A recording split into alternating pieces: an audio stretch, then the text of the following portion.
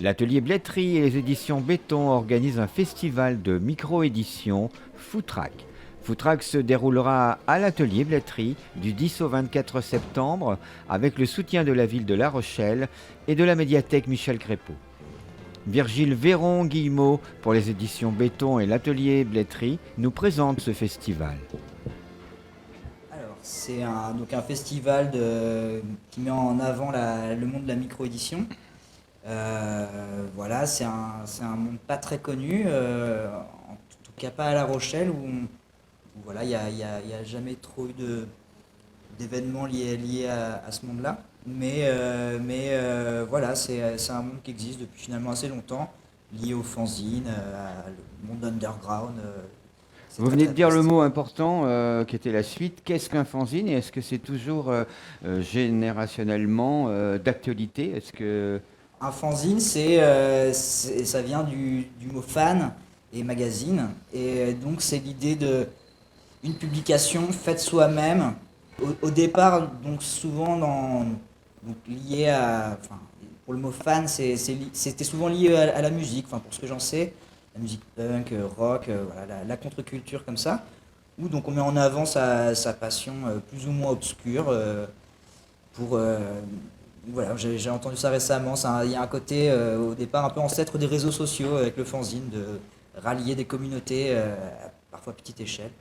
Je trouve ça intéressant. Ouais. Et d'un certain point de vue, oui, c'est complètement d'actualité. Ça reste authentique, ça se renouvelle en permanence selon les goûts de chacun, du moment, les modes, tout ça. On a rassemblé les œuvres d'un certain nombre de collectifs, certains locaux, certains d'un peu plus loin, certains avec une certaine notoriété, d'autres beaucoup moins. Et voilà, que des gens on a rencontrés au fil de la vie. il y aura combien d'artistes à peu près? De mémoire, quelque chose comme 18 collectifs voilà. On y rentre par vocation ou par inconscience, c'est exact? Ouais, moi je vois ça comme ça, un peu. Ouais. Il y a, dans notre monde, les logiques de notre monde, il y a un côté complètement absurde, effectivement, à passer autant de temps, d'efforts, d'énergie, enfin, sans aucune question, en rejetant tout le côté commercial, de, de finalité, etc. Enfin, et donc, ouais, c'est- il y a une part d'absurde, de folie là-dedans, qui est D'accord. très. Le vernissage a lieu donc le 10 septembre à partir de 18 h, dès 18 h.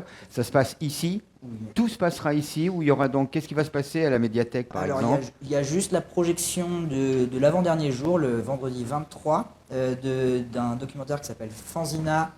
Voilà. Il y a un titre un peu plus long, mais voilà. Fanzina, qui sort en octobre et donc qu'on projette en avant-première ici.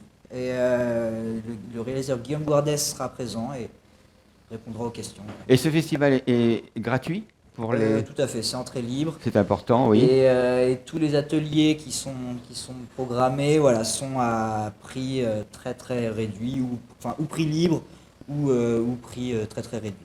Et dernière question, enfin, on a parlé du vernissage qui a donc lieu le 10 septembre. On peut parler aussi de la soirée de clôture le 24 septembre dès 18 h. Qu'est-ce qu'il va y avoir de spécial? Pour le 24, on prévoit un concert de Prosper Legault, un très bon artiste de Paris et aussi chanteur. Et donc voilà, qui viendra chanter le soir. Et pendant toute la journée, Radio Garbure, un collectif qui fera de l'animation sonore performative.